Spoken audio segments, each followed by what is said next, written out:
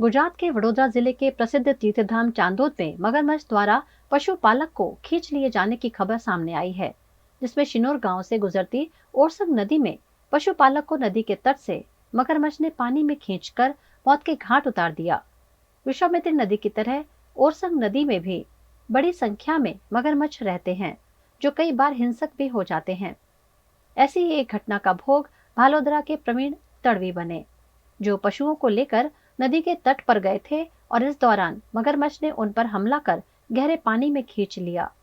फौरन वन विभाग और पुलिस ने मौके पर पहुंचकर मशक्कत से मृतक के शव को बाहर निकाला।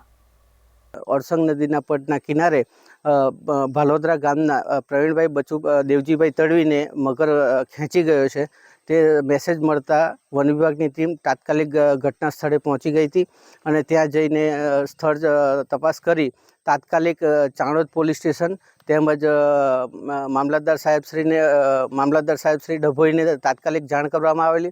તેઓ દ્વારા વડોદરા ફાયર સ્ટેશન તેમજ ડભોઈ ફાયર સ્ટેશનથી જવાનો મોકલી અને ભારે જહેમત બાદ 3 કલાક બાદ લાશ શોધખોળ કરી અને અત્યારે બહાર કાઢી છે। હવે એનો પીએમ માટે ડભોઈ ખાતે લઈ જવામાં આવશે। બરોડા ફાયર સ્ટેશન બરોડા કંટ્રોલથી અમને ERC ફાયર સ્ટેશન દરજીપુરાને કોલ મળેલ કે સનોર ગામ પાસે ઓરસંગ નદીમાં એક માણસ મગરને ખેંચી ગયેલો છે।